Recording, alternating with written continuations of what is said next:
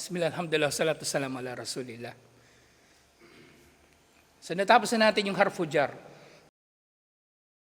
Kasi nga importante itong pinag-aaralan natin, ma-apply nyo kagad. So pag magbabasa kayo ng Quran, aware kayo doon sa mga natalakay natin na harfu jar. Kasi madalas ito. Kung kung sa Quran, sabihin natin, lahat ng aya doon halos mayroong harfu jar. Lahat ng aya, mayroong harfu jar. So ngayon, kung alam mo yung ibig sabihin ng mga noun, tapos yung mga fi'il, edi mas malinaw sa iyo ang kahulugan ng binabasa mo, inshallah. Kasi napakaganda talaga yung nakakaunawa ang tao ng Arabic, alhamdulillah. Kasi maraming magagandang material na nasa wikang Arabic na hindi pa natatranslate. Halimbawa niya sa YouTube, ang daming lecture ng ulama na kung mapapakinggan mo, marami kang matututunan talaga, mas ma-appreciate mo yung relihiyon. Kesa yung pinag-aaralan mo yung relihiyon na yung nagle-lecture Tagalog o English yung pinapakinggan mo. Iba talaga. Iba kapag Arabic. Halimbawa yung sira. Kasi marami akong napakinggan na serye nung sira.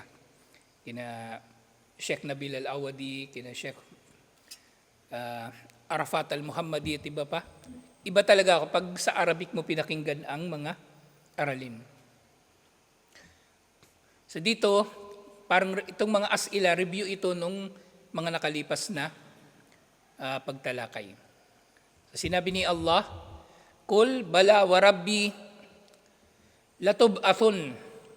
Sabi ni Allah dito sa Surat At-Tagabun, verse 7, sabihin mo Muhammad sallallahu alaihi wasallam, bagkus sumpaman sa aking Panginoon, kayo ay tiyak na bubuhaying muli. Kayo ay tiyak na bubuhaying muli. Ngayon, ang tanong dito, kasi itong mga as'ila na ito, kung mag-review nga ito ng mga natalakay. Ang Rabbi dito, hal hiya ismun am fe'lun. Etong Rabbi. Ang Rabb, ano ibig sabihin ng Rabb? Panginoon.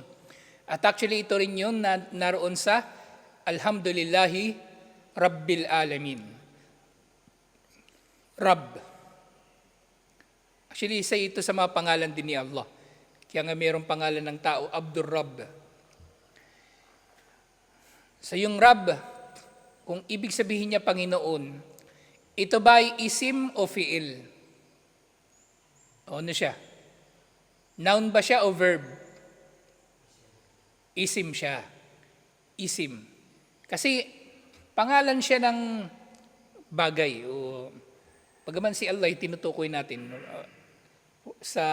for the sake of grammar, kumbaga pangalan siya ng bagay, yung pangalang Rabb. Hindi siya tumutukoy sa gawain na nangyari sa isang panahon, sa tukoy na panahon ng ilang grupo ng tao. Kaya siya ay isim.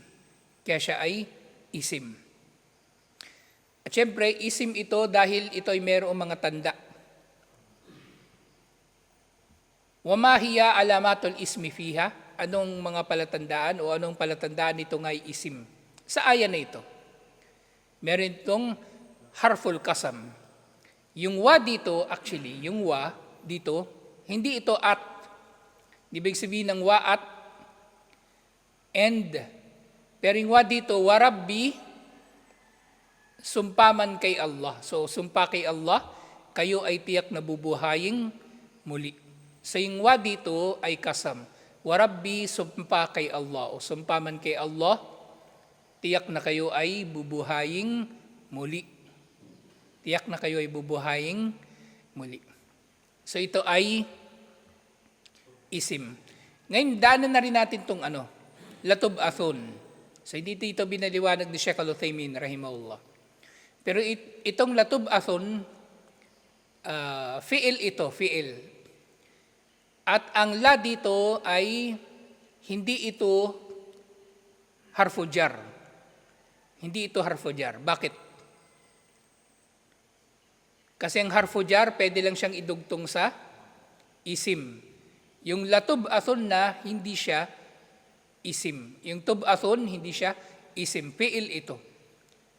At syempre, nalalaman natin hindi ito harfu jar kasi ang basa rito, la tub'athun na, la, hindi li. Yung li, yun ang harfu jar. Pero dito, la. Ibig sabihin ito, ang lam na ito ay hindi lam na harfu jar sa tamlik, pagmamayari. Ito ay lam ng taukid, pagbibigay diin. At actually dito, ito na yung pinakamatinding pagbibigay diin. May lam ng taukid sa umpisa at may nun ng taukid sa dulo. Latub'athun na. Latub'athun na. Parang yung diba, yung wala tamutun na. Yung tamutun na, yung dulo niya, tamutun na, huwag kayong mamamatay. Wala tamutun na. Pero ito doble pa nun. May la na, may tun na pa. Latub'athun na. Yung la dito ay lamut tawkid. Katulad dun sa wa innahu lihubbil khairi lasyadid. Yung sa suratul Adiyat, dito, eto harfu jar, lihubbi, pero ito, lamut tawkid, lasyadidun. Kaya hindi rin siya naging lasyadidin. Kasi tawkid yan. Sumunod na ayah, alaysallahu bi azizin, Surah Az-Zumar, verse 37. Surah Az-Zumar, verse 37. Actually, itong na ito, itong pinag-aaralan natin, kahit wala kayong notes, kung ano yung pinag-aaralan natin ngayon, maya-maya pag-uwi nyo sa bahay, i-apply nyo kagad, mas matututunan nyo. Mas matututunan nyo.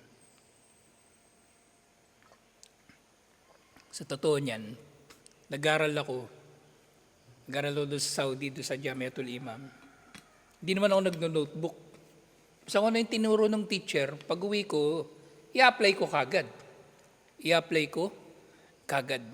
Maganda kasi doon talaga ako natuto kasi yung mga kasama ko doon puro Arabo, kaya na-apply ko agad yung mga natutunan ko doon. Tapos meron pa akong mga tutor, may mapagtatanungan pa ako.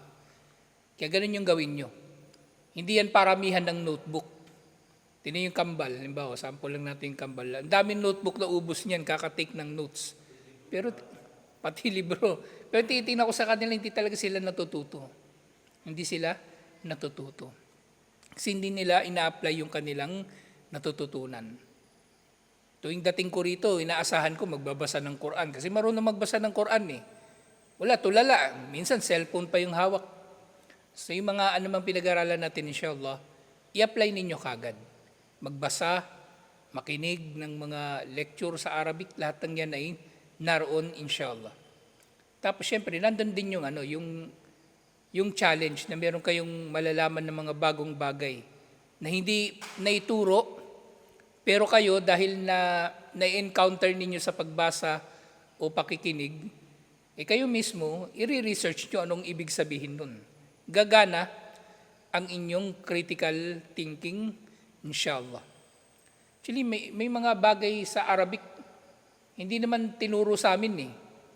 Pero dahil na-curious ako at hindi ako nakukontento na hindi ko alam, inaalam ko talaga, inalaman ko nga. At tama rin yung aking interpretasyon na ganun pala siya talaga. Matapos kong tiyakin, alhamdulillah. Doon sa pinag-aaralan natin sa Quran, di ba, yung mga simbolo doon sa mushaf, yung halimbawa yung tanwin na hindi pantay tsaka pantay, nalaman ko lang yun na nagbabasa na ako ng Quran eh.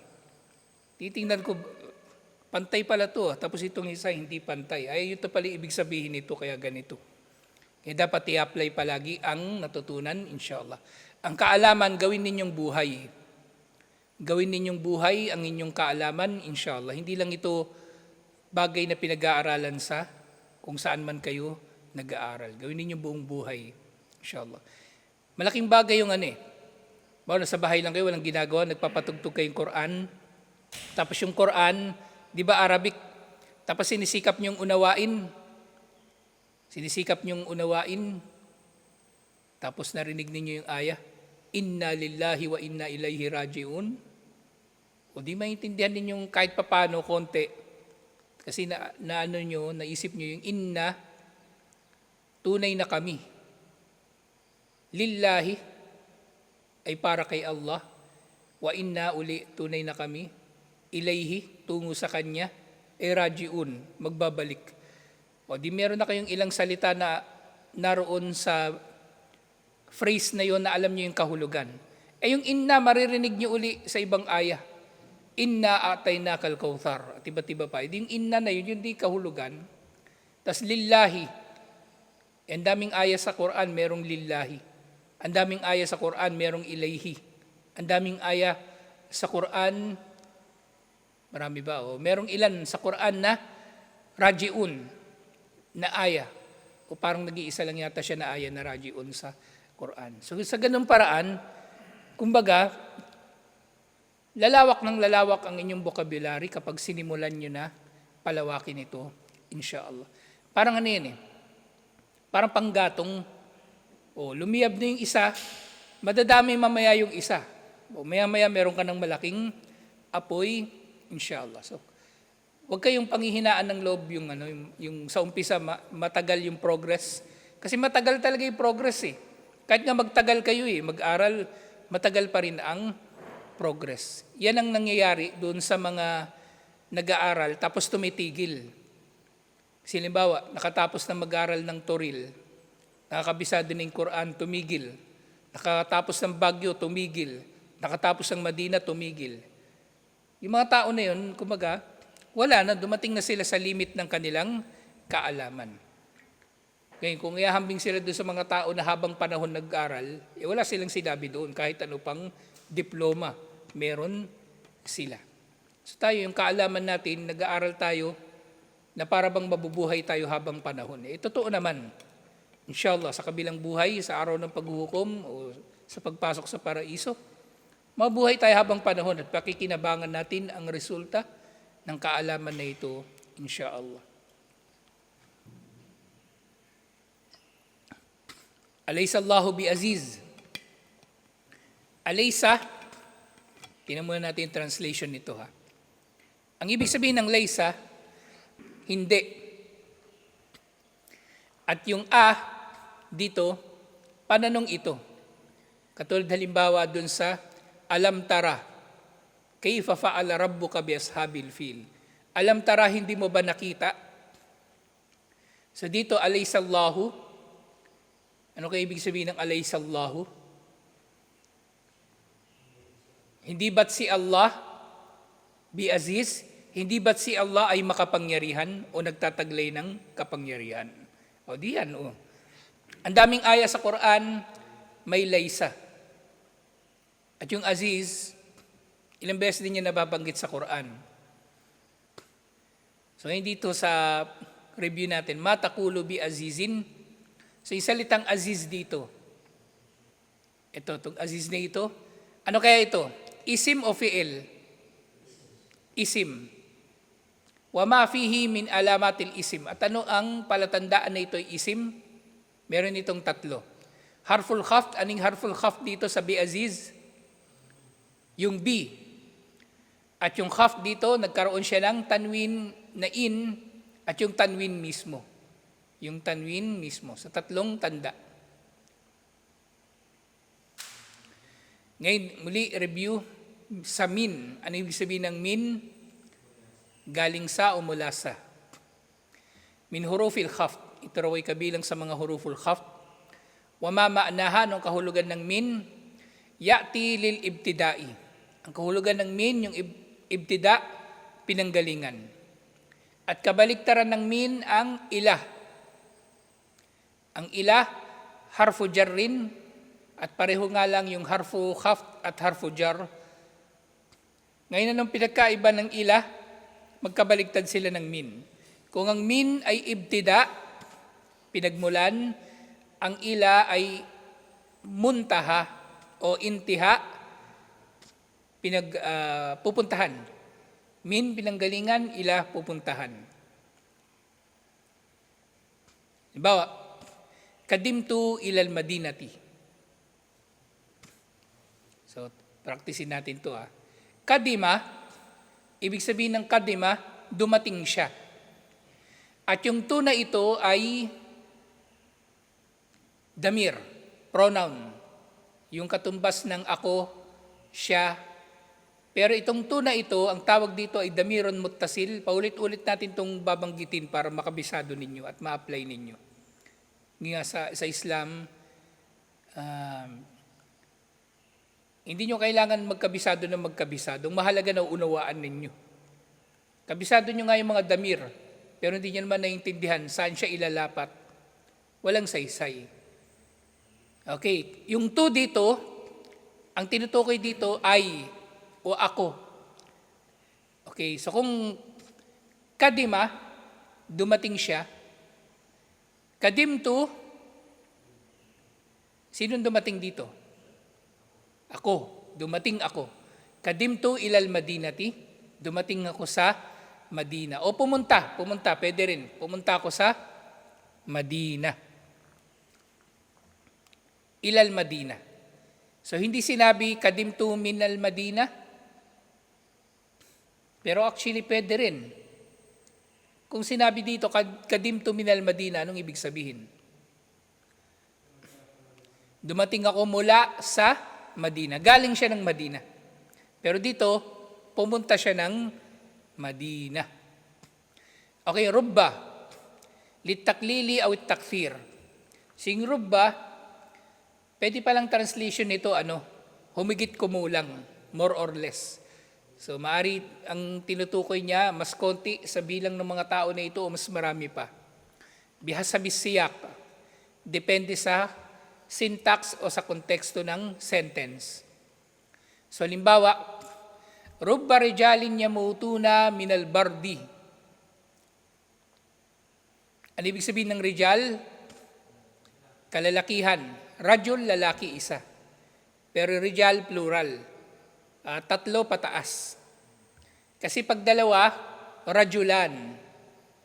Rajulan. Pero dito, yung rijal, ito muna yung focus natin, mga tao. Pero actually sa mga hadith, tsaka sa Quran, sa mga aya, merong mga aya na tinutukoy rajul, pero ang hukom sa aya o hadith na yon ay para sa lahat ng tao, lalaki man o babae. Okay? So dito, rubba rijalin, maaring ganun din ang konteksto nito. Hindi lang lalaki ang tinutukoy dito.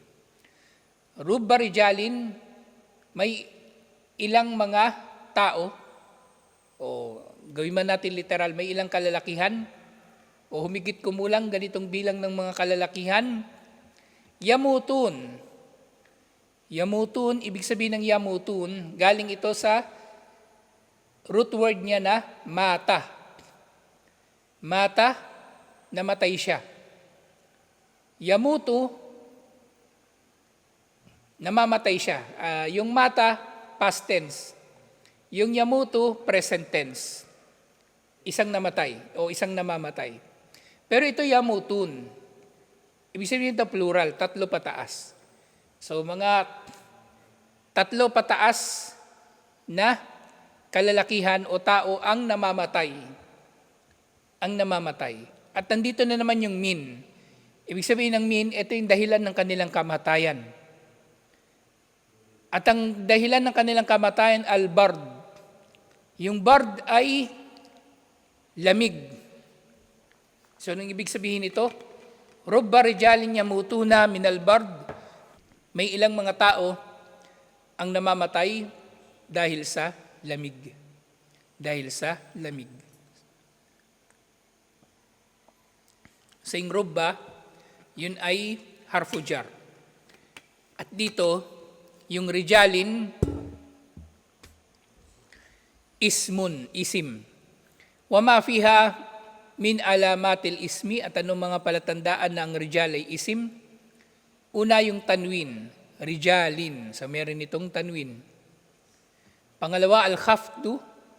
So maaring magiging i o in ang dulo nito. Dito nga, this time, rijalin. Wadukulu harfil khafdi alayha, at pwede siyang unahan ng harful khafd, at yung harful khafd this time ay rubba. Rubba rijalin. Rubba rijalin. Sa sumunod yung kaf. Yung kaf, kabilang sa huruful khafd. Wa ma ma'naha at tashbihu. So yung kaf, ginagamit kapag ang tinutukoy mo ay kamukha niya o kamukha nung subject mo yung isang bagay. O katulad. Katulad. Yung ngayong aya, kamathali shaitani idh qala lil insani kfur, katulad ni Satanas.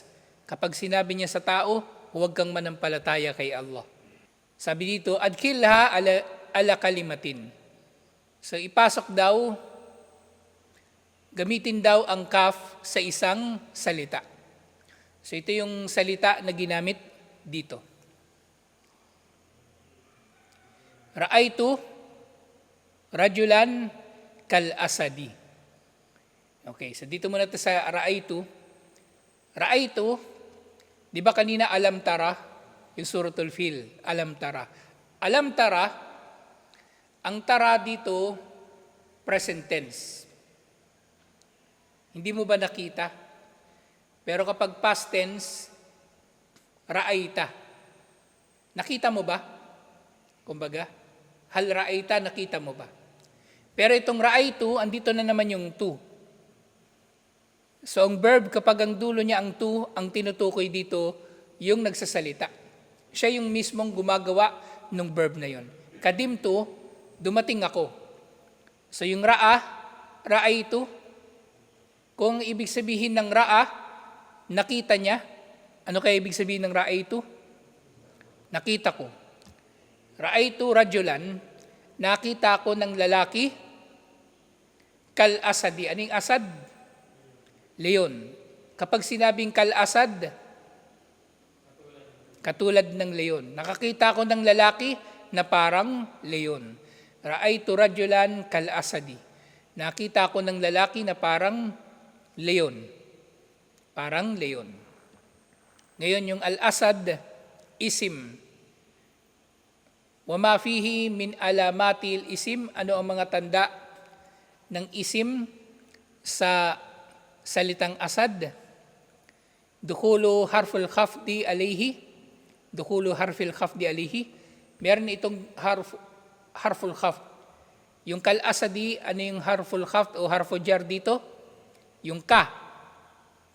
Kasi kapag wala itong ka, al-asadu lang ito. Al-asadu. Pero naging kal-asadi, naging majrur dahil sa harful jar. Ngayon, isa pang tanda niya, yung khafd, yung dulo niya naging i. Siyempre, tanda ng isim yung alif at ang lam. Ngayon, sumunod na, review natin yung lam. Ang lam daw ay kabilang sa huruful khafd. At siyempre, yung lam na ito, yung li. Yung li na dinudugtong sa mga isim. Halimbawa, lillahi mulkus samawati wal ard. Maraming aya sa Quran ng ganito yung sinasabi. O lillahi ma fis samawati wal ard, lillahi ma fis samawati wa ma fil ard. Suratul Ma'idah verse 120. Lillahi mulkus samawati wal ard. Ibig sabihin dito, ano ibig sabihin ng lillah? Kasi yung li, di ba, para sa tamlik pagmamayari. So kapag sinabing lillah, kay Allah, pag-aari ni Allah. Kapag sinabing, yun nga doon sa Surat Al-Kafirun, di ba? Lakum dinukum waliyadin, yung lakum dito, ito rin yun. Lakum sa inyo, li sa akin. Mulku, mulk ibig sabihin paghahari o pagmamayari. Lillahi mulku, kaya la ang pagmamayari o paghahari. Yung samawat, kalangitan. At yung ard, lupa. So, ibig sabihin nito, lillahi mulkus samawati wal ard. Kay Allah ang pagmamayari sa kalangitan at lupa. So yung salitang Allah, yung pangalan mismo ni Allah, pwede nga mawala yung alif nun at ito yung magiging lillah. Binabasa siya bilang lillah. So ang kalima na lillah, ito ay isim. Wa ma fiha min alamatil isim, al-khafdu, wa dukhulu, harfil khafdi, wal alif wal lam. So meron itong harful khafd, yung li. Pero actually naka-built-in na yun dun kumbaga sa salitang Allah. Nawala lang yung alif, ang base sa kanya lillahi. Hindi mo kailangan dugtungan ng isa pang lam. At syempre meron itong huruful khafd. So meron itong huruful khafd, yung li. Tapos yung alif at lam, meron itong technically alif lam. Kaya ngayong Allah, di ba may alif lam siya sa umpisa? Tapos meron pa siya uli na shadda, yung sa pangalawang lam. Dalawa yung lam niya. Pero yung sumunod na lam, merong shadda. Yung katabi ng ha. Yung katabi ng ha. Okay, so tapusin na natin to inshallah. Faida, aral, takunul alifu wal lamu syamsiyatan wa kamariyatan. Oh, ito yung nabanggit natin kahapon. So kapag ang salita daw ipinangungunahan ng alif lam, maaari itong magiging syamsiya o kamariya. Ang syamsiya, ibig sabihin, kaya siya tinawag na syamsiya. Kasi ang shin, ito yung mismong sample na kapag ang alif lam ay mawawala at magiging shadda yung kung anumang letra na sumunod sa kanila. Halimbawa, asyamsiya, yung shin magiging shadda. Pero yung kamariya, yung kaf kasi ay mismong sample ng kamariya. Nabasa pa rin ang alif lam. Fa in udgimat bima ba'daha fahiya syamsiyatun. Kapag yung alif lam nawawala at nagiging shadda yung susunod dito, yun ay syamsiya. Wa in udhirat fahiya kamariyatun kama nakulu asyamsu al-kamaru. Pero kapag lilitaw yung alif lam, kamariya ang tawag doon. Ito na nga yung sample. Asyamsu, yung letra na syamsiya, mawawala yung alif lam. Didiretso sa letter. Kaya dito, nakulo syamsu. Hindi natin babasahin, nakulol syamsu. Mali, nakulo syamsu. O kaya nakulo asyamsu. Ngayon, ito naman, al-kamaru, nakalitaw ang alif lam. Fatajidu, anna alif lam, o al, fi syamsi, mudgamatan, fi shin. So, mapansin natin yung alif lam sa asyams, ay mudgam. Ito na yung idgam. Kumbaga, naka-welding sila kumbaga. Hindi mo na alam anong pinagkaiba, saan nagsisimula yung alif lam, saan nagtatapos yung alif lam, saan magsisimula yung syams. So ganun din naman yung idgam. Ganun din yung idgam. Di ba sa idgam, yung mga letra na may idgam? Yarmalun. Kapag nun sakina o tanwin, tapos ang kasunod niya, ano yung idgam? Ya, ra, mim, lam, waw, at nun, nagiging shadda yung idgam na letter at nawawala yung nun sakina. Nawawala yung nun sakina. Halimbawa, mim ba'di, sa halip na min ba'di, nagiging mim ba'di, ay hindi, iklab pala yun. Sample pala ng iklab. Mali pala. Ibang sample na lang. Halimbawa, ay yushraka bihi. Inna Allaha la yagfiru ay yushraka bihi. An at saka yushraka. Yung nun sakina may sukun, kaya yung yushrika, ya nagsisimula, magiging shadda na lang yun. Mawawala yung nun, ay yushraka bihi. So ganun siya. Yung idgam, parang nawi-welding sila, nagdidikit sila. So yung alif lam, nagdidikit sa shin, wala yasuhu an takula al-syamsa. O mali na sasabihin mo, al-syamsa. Wa tajidul lama fil kamari zahiran ma udgimat. Pero syempre, ang lam doon sa kamariya na letter, lalong-lalo na sample ito, al-kamar, dahir, nakalitaw, at hindi siya ginagawang idgam. Hindi siya nagiging idgam. Pero syempre sa tajwid, kumbaga, sa nun sakina, ang magiging idgam lang talaga yung yarmalun. Pero hindi porke syamsiya yung letter, ay magiging ganun na rin. Magiging idgam. Magiging ano na sila? Magiging ikhfa. So yun din yung relation nito nung kamariya, syamsiya, doon sa ikhfa, idhar, tsaka idgam ng ahkamut tajwid sa nun sakina. Huwag niyo masyadong problemahin kung hindi niyo makabisado kasi kakabasa niyo ng kakabasa ng Quran, mamamaster niyo rin yung bagay na yan, insyaAllah. Walihada, la yasuhu an taqul, dahil dito mali kung sasabihin mo,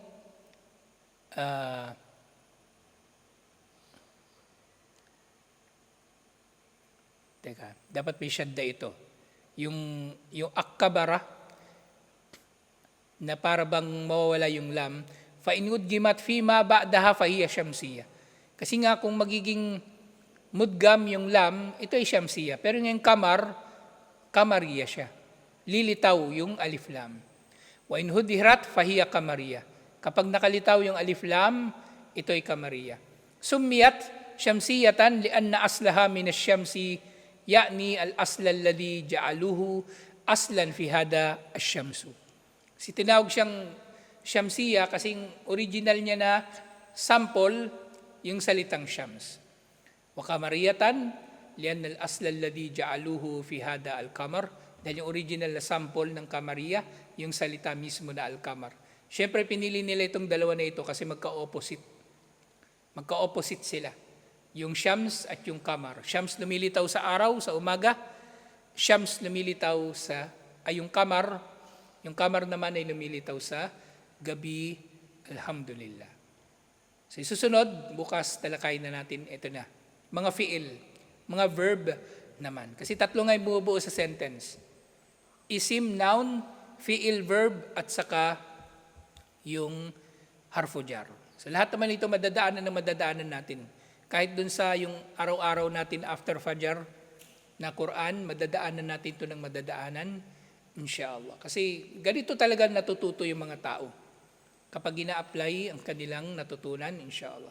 Walang saysay, aral ka ng aral, sulat ka ng sulat. Hindi natin layunin mag-aral. Layunin natin matuto. Inshallah. Hindi lang mag-aral, bagkus ay matuto. Tutuloy natin ito inshallah bukas. Assalamualaikum warahmatullahi wabarakatuh.